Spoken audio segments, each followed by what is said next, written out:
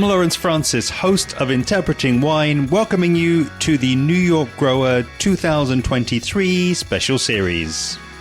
This series has been specially commissioned by the New York Wine and Grape Foundation for your listening pleasure.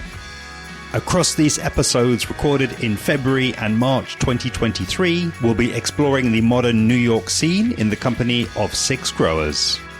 The series will also feature a deep dive into the New York Wine and Grape Foundation's Sustainable Vineyard certification.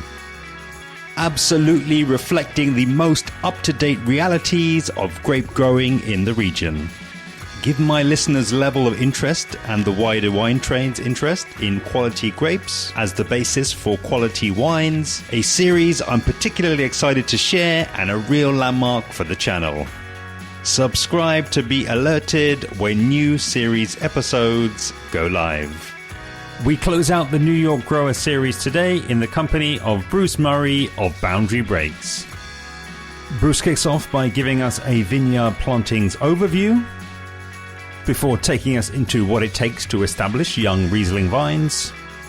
He talks picking decisions and its effect on winemaking, mitigating disease pressure. We talk red grape growing, future business strategies, the New York Wine and Grape Foundation Sustainability Program, before closing on the Finger Lakes unique terroir, and looking ahead to the next Boundary Breaks plantings. Enjoy. When I had purchased this farm with no vineyards on it, I was asked by another vineyard owner and long-time grower. He said, how many acres are you going to plant? And I said, I'll start with 30. He said, that's way too many. And so we've started, and you may remember that the last time we spoke. So we grow, and every time we plant another set of vines, we try to keep it in the 4 to 6 acre range, only because the establishment of a vineyard site takes extra effort. And there's a little bit more meticulous work, and if you find that, as we did one year we planted 14 acres, and it was a kind of a rocky year because the springtime was very wet. We couldn't get into that portion of the vineyard with equipment, and the weeds began to take over. You don't want a lot of weeds when you're planting young vines, because older vines, more established, they can tolerate a little bit of weed competition, but younger vines cannot. And so when you've got to be really careful in the first 2 years that you are managing weeds effectively and establishing those vines so that they're off to a good start. So right now we're at 40 acres. We have another 12 to plant. We've made an offer on another parcel of ground, another 40 acres of tillable but unplanted vineyard ground. So our goal now, it looks like, is we'll be up around 95 to 100 acres in the next 10 to 15 years. And I have some, when you have to deploy capital one way or another, you could say, well, do I want to buy, do I want to build a more lavish tasting room? Do I want to buy more tanks, production equipment? We just had to say, where is the magic? Where does the magic happen here? And we were very fortunate to get a very good site, and we think the magic happens in the vineyard. I've got a team now of guys that have been with me for now more than 10 years. They know what they're doing, and we feel like this is where we've excelled, and so we think that's where we should continue to make our investment.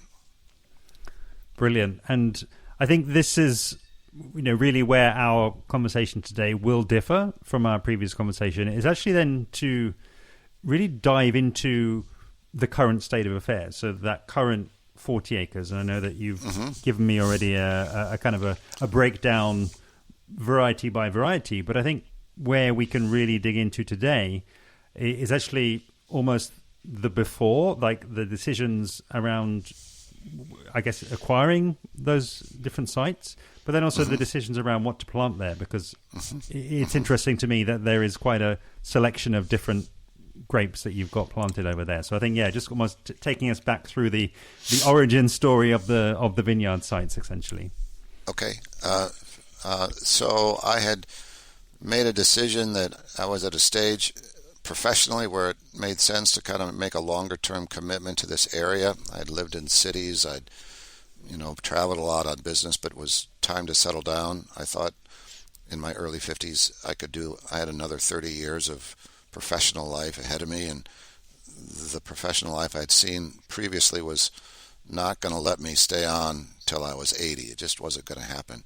Mm-hmm. So I came looking for a parcel of ground. I had a real interest in Riesling. I was not a professional in the industry, but I knew that Riesling would grow here. I had no real good sense of what made a particular site more suitable. It was really, what was available at the time.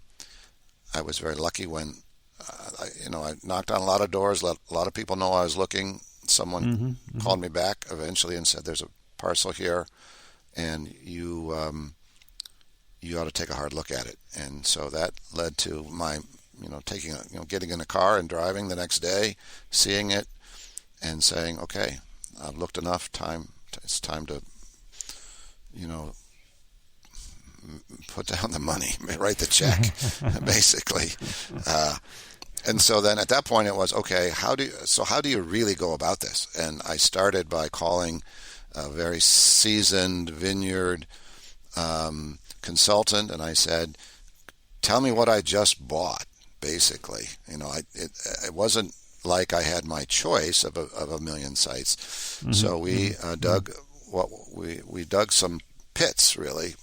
We dug about 40 holes with a backhoe to see how deep the soil was, how well it drained, and just the general soil quality. The soil quality was good. It, though, is very deep, so we weren't going to have problems with shallow, drought sort of prone soils, but they were deep and they were, didn't drain very well. And so I asked around and said, what are my options here? And the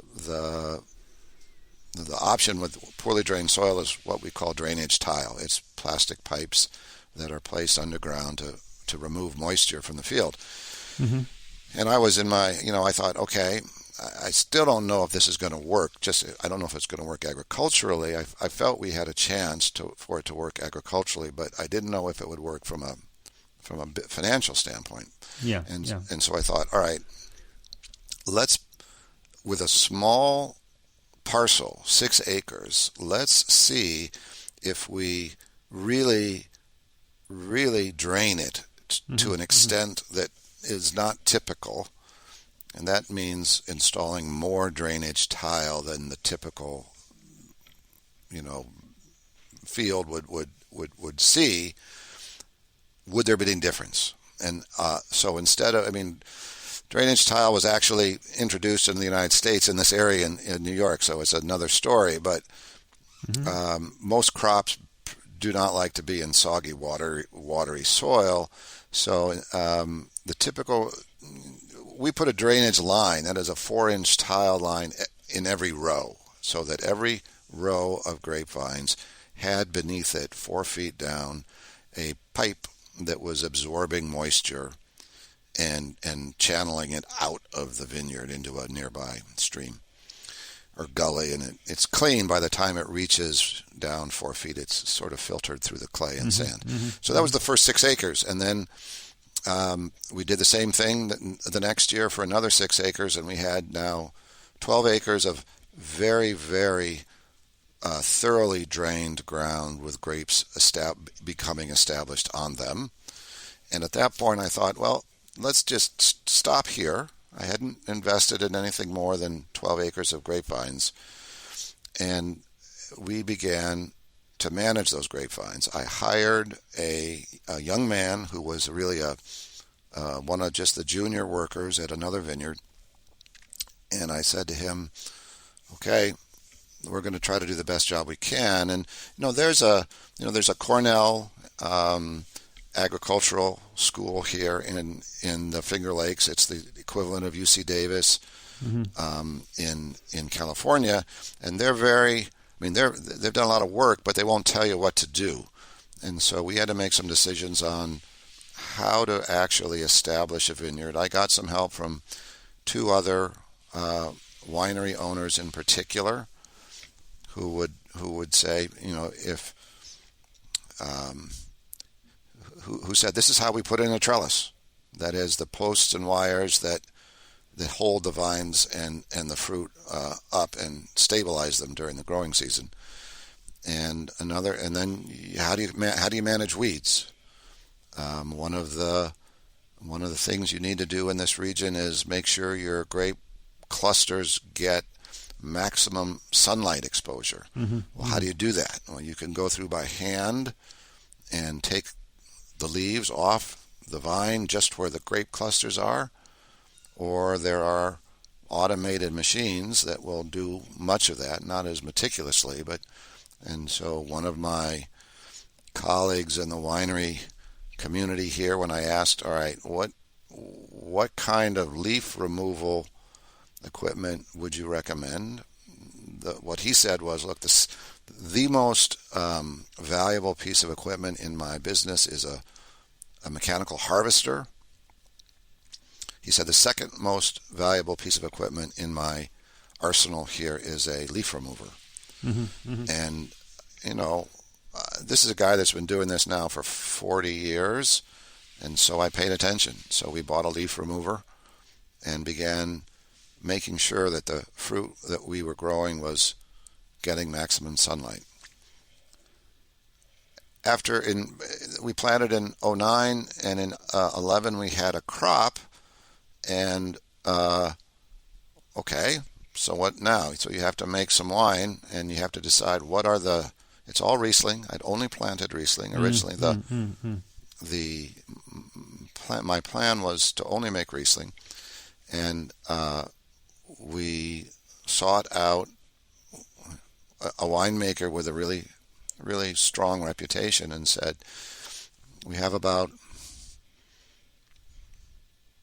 20 tons of Riesling, maybe 16, closer to that. Would you make Riesling in 4 different styles, 5 different styles actually for us? We were looking at the way the stylistic approaches to Riesling worked in Europe, in Germany particularly, and said let's go that route. And so we brought them fruit from our vineyard. They made the wine, and we then bottled it and sat on it for a year. A year later, we went looking for a distributor who serviced the market in New York City. So this is now 2012, 2013, and a distributor tasted our wines, came up and said, "These are spectacular. Let's buy them. We'll sell these for $30 a bottle on the shelf in New York." At that point, I thought, this is a little unusual. What is it about what we have done here that leads a very, discriminating distributor to want to carry these wines at that suggested retail price point? And I had to conclude, or at least I felt, whatever we had done in the vineyard, the site, the way these were trellised, the whole approach to drainage, to leaf removal, all kind of together yielded something that was a little unpredictable. I mean, I was quite surprised. And that sort of began to lay the groundwork for us in saying, all right, this is a difficult business. You can spend a lot of money very quickly on the wrong things, and let's just not take what we've got here for granted. Let's not assume this was just a fluke. This is the right way to do it. And I didn't invent it. I was certainly relying heavily on advice. and sort of that's how that's then guided our decision making for the next now 11 years since then. So 15 years since we purchased this, and now 11 years since our first wine release. And is it fair to say then that putting all that together, the vines in their kind of earliest / most, I guess, vulnerable phase, that actually those early vintages and those early growing conditions were actually quite kind to you then, and allowed proper and to an extent perfect establishment of those vines? Well, so our first vintage was 11. In 2012, we had what turned out to be one of those really wonderfully kind and forgiving seasons. It was very hot. It was very dry. The fruit got very ripe. The flavor development was really unusually impressive. And so the wines that we made in 2012 really stood out. The wines from 11 were very good. The wines in 12 were spectacular. One of the trade magazines included one of those Rieslings on its list of top 100 wines in the world that year. This was all a little puzzling to me because I just being in the right place at the right time, having a good vintage, having great winemaking skills, all of it was falling in place. And so we thought, all right, this was a warm year, 2012. Traditionally, we think the Finger Lakes is not very successful growing red varieties, but if we have years like 12 again, given where we're located, we think possibly we could be also successful with red varieties. So my original plan of Riesling only here, I began to modify. And absolutely, we will explore that. But just one other part of the story, which I think is one I'd just like to can be relatively briefly explore, is just that idea of, and it was probably a simplification in terms of bringing the fruit and asking for those different styles of Riesling. But I think this is something that this series gives us a bit more license to dive into. I'm really curious about what maybe some of the conversations and maybe the evolution of that relationship was when, presumably over time, he knew where you were going. He knew kind of what you wanted. What was the kind of the back and forth in terms of, okay, this is the ideal site for that style. This is what I would like or request, in terms of the growing regime. I'm just curious how that evolved over time as well, because I think that will be really insightful. Sure. So one of the wines that was a kind of a seminal aha moment wine was a Dunhoff Spätlese that I had, and I always felt like that would be a style we needed to include among those that we made. And so the first year we simply said let's pick in two stages. Have an earlier pick for a little bit more acid dominant style, and then wait for another 3 weeks or so for something a little riper and maybe for a slightly more luscious, sweeter style. We really didn't understand the chemistry behind when to pick at the time. We just didn't. We were pretty naive about that. So when the first picking we did was in probably the second week of September 12th, September 13th. We brought the fruit to the winemaker, and they said, it's a little underripe. It isn't quite where we'd like to see it. And so be it. And then we waited 3 more weeks and found the fruit had really matured and the flavor profile was really richer. And so we thought, okay, we should have waited. We just picked at the wrong time. We then, we made a sort of a drier, more acid, more austere style, as well as a couple others that were a little bit richer, a little higher in residual sugar, looking for somewhat more tropical flavors in those other styles. And that is, I think, not uncommon in Germany. What we've progressed here, and I'll give you sort of what our thinking on this is. In 2012, which was so warm and everything got so ripe, we picked everything now later, so that we would have pretty much a consistent kind of chemistry, but then we would make fermentation decisions to leave some of them with more residual sugar in the finished product, and then ferment some of that same fruit much drier, so you've got more alcohol because you're now fermenting a much higher level of sugar content. But what we found was the flavor profile, even in a dry style of Riesling, it was really remarkable. Again, remarkable for this region, because the challenge is to get any set of grapes ripe, whether it's Riesling, if it's Chardonnay, it's Cab Franc, or you name it. And so what you don't often find, we felt, again, this is only our view, you don't often find dry Rieslings from the Finger Lakes that also have a really dense, almost a style, a flavor profile that widens your eyes. Like, this is unusual. And we just tasted our 22 vintage 2 days ago. Again, 22 was a really warm season. We fermented these fairly ripe fruit dry. I mean, it's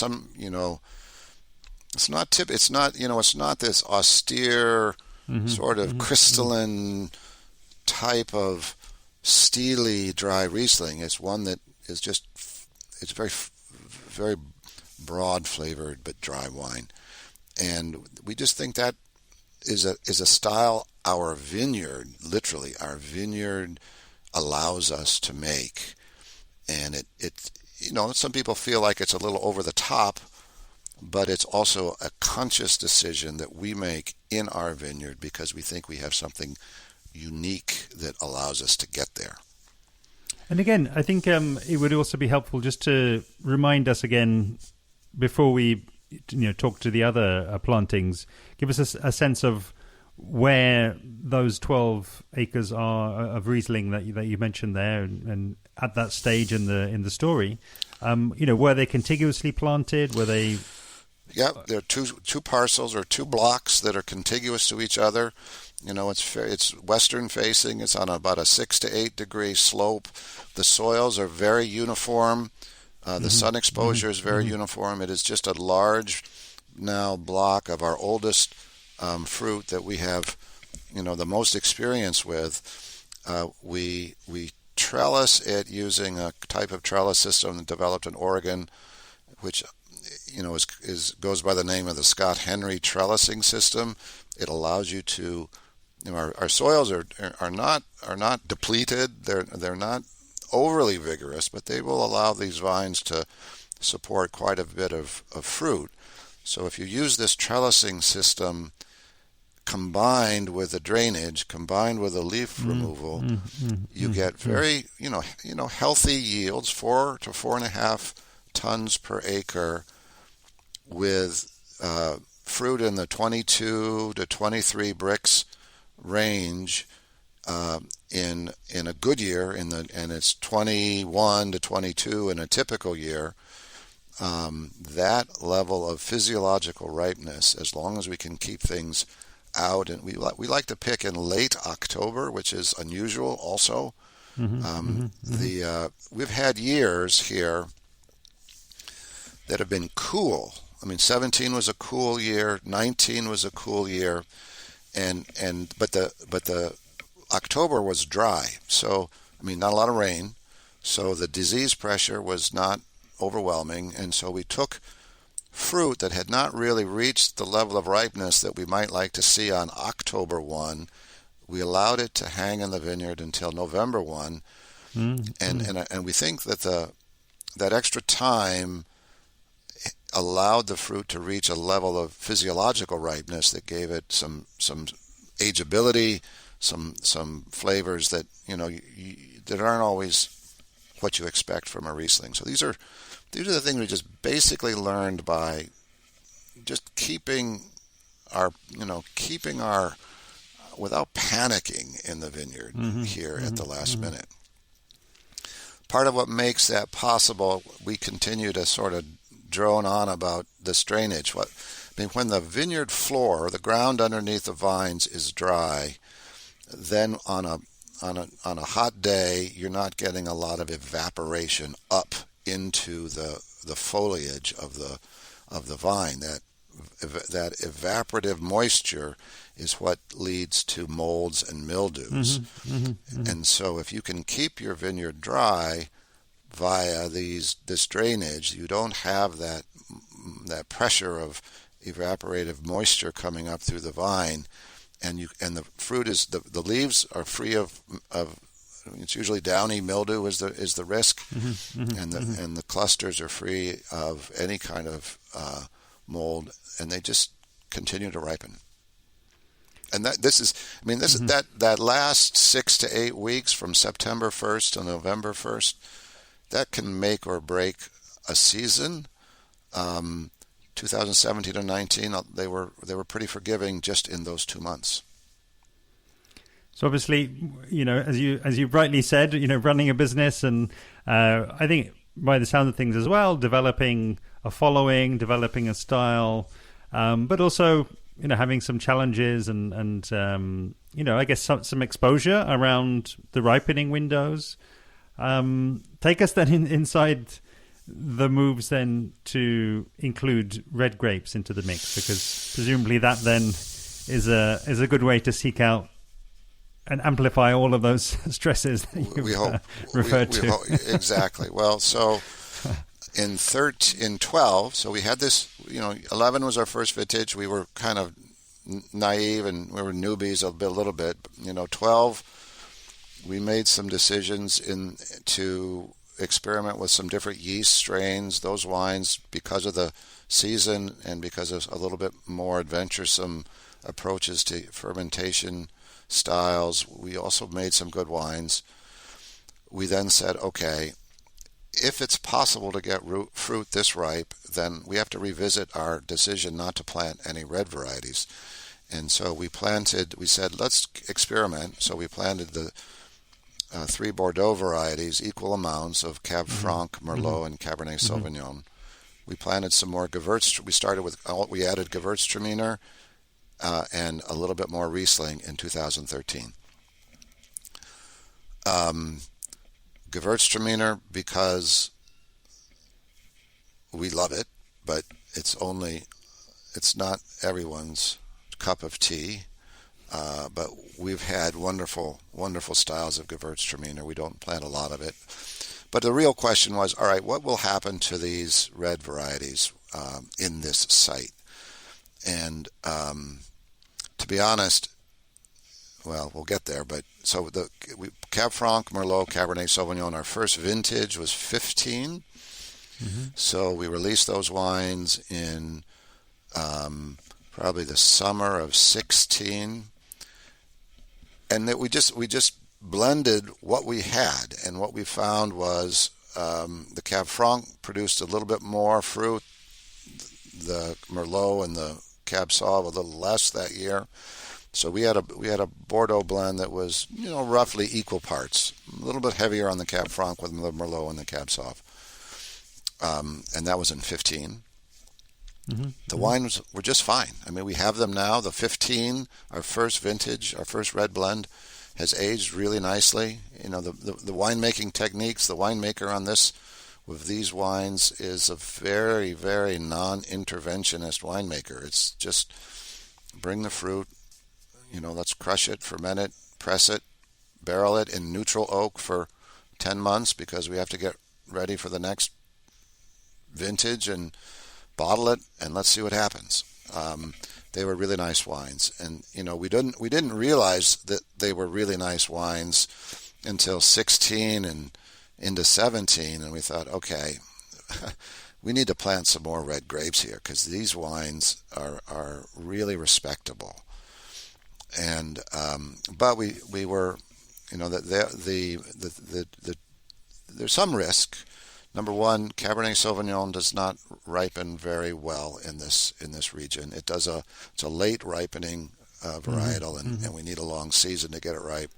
Merlot is cold sensitive. We can get some cold spells. Cabernet Franc, on the other hand, just powers right through. There's no obvious sensitivity to our particular climate or the length of our growing season. The trouble with Cabernet Franc is you need to really take care of it in the vineyard if you want to make a wine that is widely accepted in the marketplace.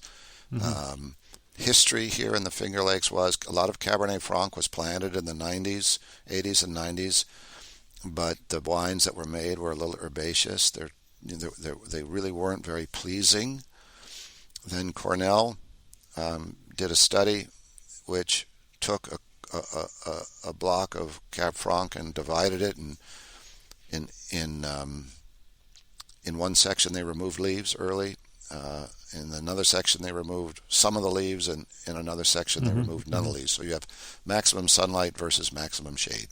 And they also were careful about the amount of fruit that was on the vine.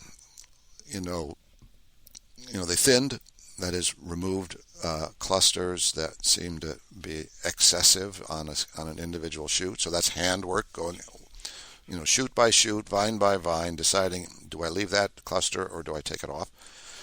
And it turns out the wines made from the fruit that had the most sunlight, that had been thinned so that they were able to ripen, made the best wine.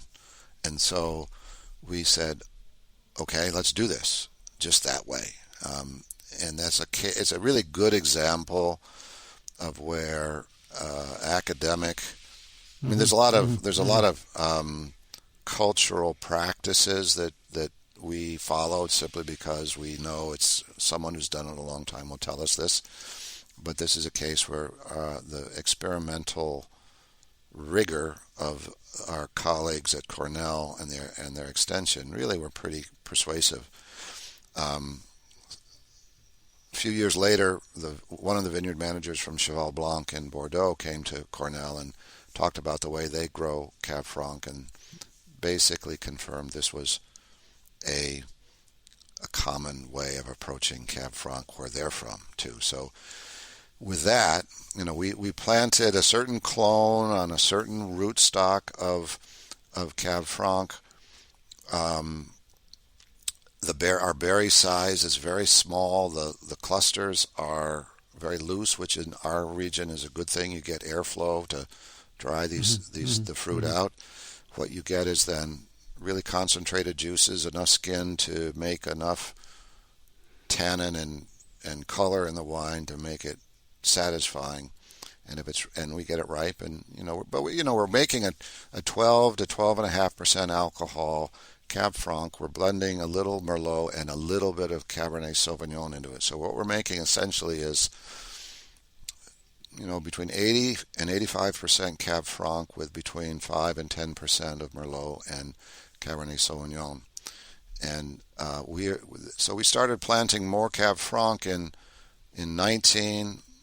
We've planted more in 22. The next planting next year is going to be 6 acres more of Cab Franc. The only thing, Lawrence, is I wish I'd done it 15 years ago, because it is really a very, very pleasing wine. And it's not to take nothing away from the Riesling, but for a wine business, trying to be modestly profitable in a region where you're not selling Cabernet Sauvignon or Sauvignon Blanc or Zinfandel or Pinot Noir, you need to make really, really good wines from the Riesling and the Cabernet Franc grapes. and we don't and so if you ask our vineyard manager, and he's grown a lot of different varieties. I mean, before he came here, he was at a vineyard with probably, he worked with Pinot Gris, he worked with Pinot Noir, he worked with a lot of different varieties, and he would say, please only plant Cabernet Franc, please, and Riesling. So that's pretty close. We may experiment with a couple other varieties. Yeah. Merlot is, we lost for the first time in the winter of 22. We lost some buds on our Merlot. Odd experience, but it just was a reminder that Merlot isn't really as hardy as any of us would like, and people who've grown grapes around here for a long time would agree with that. Yeah, super interesting, and I know that I guess debate really, and the conversation, if you like, around what is the sort of the leading red grape, and it seems as though the leading white grape is pretty much agreed upon, but that maybe the move towards the red grape is perhaps more open, more kind of up for grabs, and I think that will inevitably continue, and I think there's so many factors that kind of go into that as well. As part of this series, we have spoken a lot about Cabernet Franc, but also we've spoken about Gamay. The planting of the Gamay grape, and I'm sure, so many factors will shift in the next 5 years. As we get new people coming in and new styles emerging. Here's the thing, and again, because Cabernet Franc certainly does require a fairly intensive vineyard protocol. It's not intellectually difficult. It's just from a labor standpoint. It's difficult to do everything you need to do if you're not growing your own grapes. If you're buying grapes, you have to have a really good relationship with your grower. And the problem, it's real, is that the growers aren't getting $6,000 a ton for their Cab Franc the way the growers are getting $6,000 a ton for their Cabernet Sauvignon in California. So the growers are sort of squeezed by their costs, and then what the market rate to sell a ton of Cabernet Franc is, or any other varietal. And so to persuade a grower with Cab Franc, and there are growers of Cab Franc that do not employ the practices that we employ, simply because the buyers aren't willing to pay and the reason the buyers aren't willing to pay that is because the consumer doesn't want to spend $30 on a Cab Franc. They'll spend $20, $23, $24 at this point. But if they're going to spend $30, they might say, "Gee, I'll go for that Zinfandel. I'll go for that Pinot. I'll go for that or Italian varietal." So that'll change, I think, and everything happens just really slowly. None of us. We had a big conference here. And one of the sessions was on, the next new thing in wine is canned beverages with high proof canned wine cocktails. We can't chase those. We cannot chase those trends, because as soon as we figure out how to supply something along those lines, it's gone. And so what we have to do is plant varietals, I think, is my view, plant varietals with really logical suitability for this climate that we know can be made into really nice wines, and just keep going. And that makes us look boring. I don't know if it's boring. It's just, believe me, when you taste, we tasted when you taste the 2022 wines from the Finger Lakes, particularly some of the Cab Francs, you're going to be blown away, because we had a big tasting of a bunch of wines around the region 2 days ago. 2022's, the Cab Francs in particular, were just like, these wines, they're barrel samples in early April. I mean, they're not going to come out of the barrel for 6, 8, 10, 12 months. They're going to be in the bottle when they're finally opened in mid to late 24, still being young. They're going to blow people away, and so a lot of the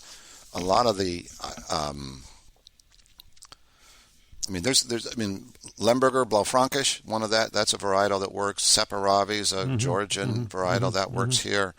But in terms of volumes of great red grapes available in the market, the amount of Cab Franc that's been planted starting back in the 80s just is dramatically more than any of those other varieties. Yeah, and I think for me it's so interesting. Again, there's always it's always a pleasure to speak with you and speak with what I always find a very very thoughtful winemakers and wine growers in the region, and I'm really brought back, I think, to this idea really of trends, and I think that also alongside trends is always that question of bringing in the new drinkers as well, and I personally, I think that the opportunity there is actually to take a step back from wine, because I think it can be easy to just view the world as just a microcosm around wine, and I'm a wine geek. You're obviously an owner there, and as you say, given the rest of your working life to what you're doing there. But I think also, if we take a step back, we realize that actually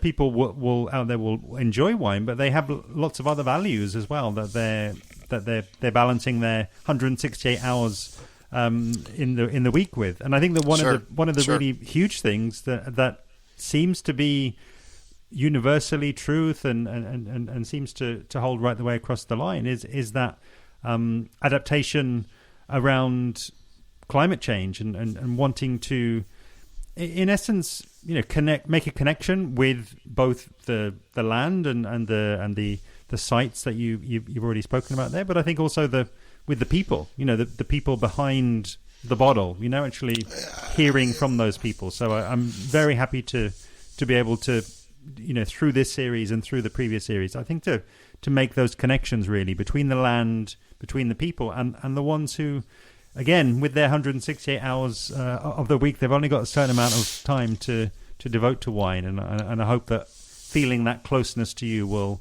ultimately be a help further down the line. Well, we haven't talked much about sustainability, but we've participated with the Wine and Grape Foundation in their sustainability program. We, have had the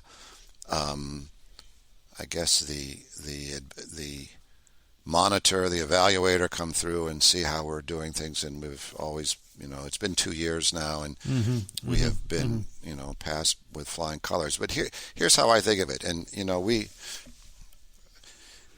at the root of the sustainability, or maybe not the root, but certainly a large component of the thinking around sustainability has to do with what makes a particular location's output, what makes the fruit or makes the wine from a spot what it is, whatever it may be.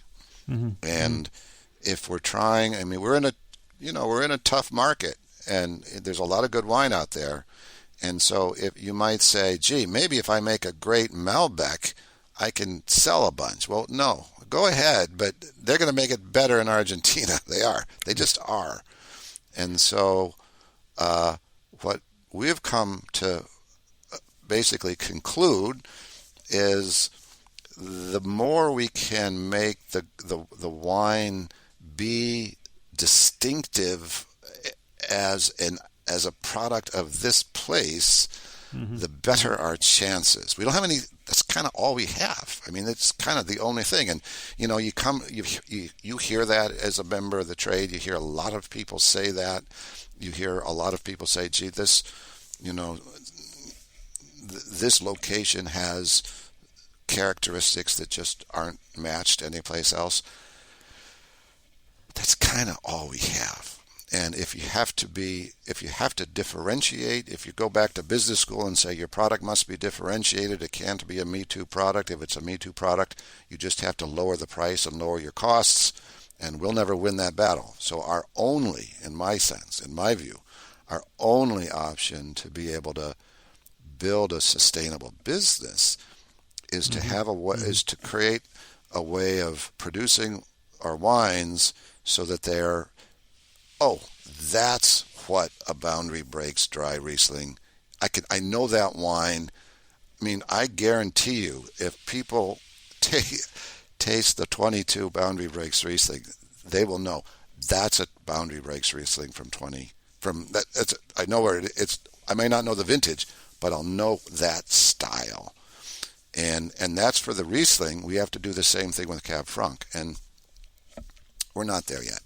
But it's the location, and so how do we do that? All right, so we start with the soil. We say this is the part of the cycle that we rely most heavily on, and what is our current soil composition? What kind of conditions are there? And then you go for, all right, now, next, let's look at the root system. Are we cultivating around the plants in a way that allows those plants to function as well as possible?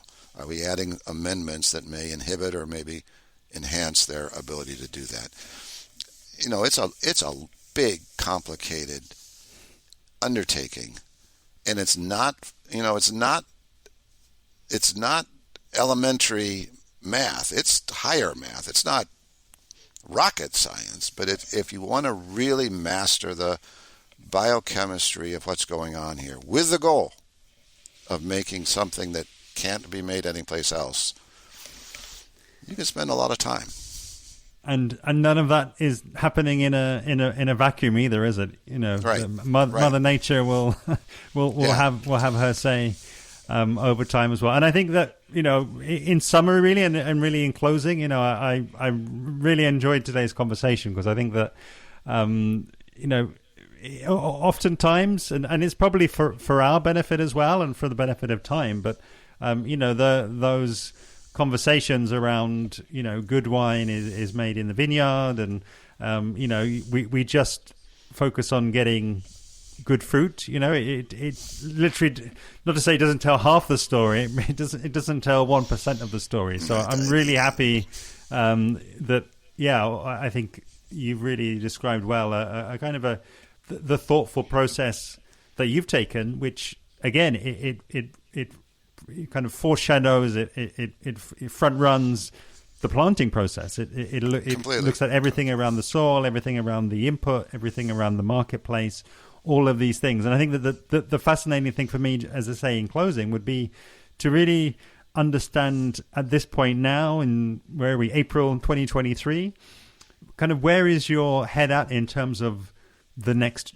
12 acres? Where are you looking at there, and what might be some of the decisions that you're needing to think about, discuss, and come to a consensus on? So, right at the moment, I'm kind of focused on soil health and soil organic matter, soil chemistry. I've seen some very large-scale composting operations used effectively in other agricultural contexts. I think the amount of composting as an alternative for maintaining and enhancing soil health there hasn't been a lot of that done here in the Finger Lakes, and I'm active in some other arenas in the county and the agricultural community to say, how do we really push this? I mean, adding compost as opposed to adding synthetic commercial fertilizer over the long haul is a better solution. but you don't today have currently a compost production operation at scale that would allow us to do that. So I'm trying to, with the idea of having plentiful, affordable alternatives to synthetic soil amendments, that's kind of where I'm focused right now. But, I have my vineyard team now has been with me for 10 years. These guys know what they're doing. I have complete faith in them. My current focus is on kind of looking into the larger environment of the agricultural community here and saying, how do we take everyone to the next level?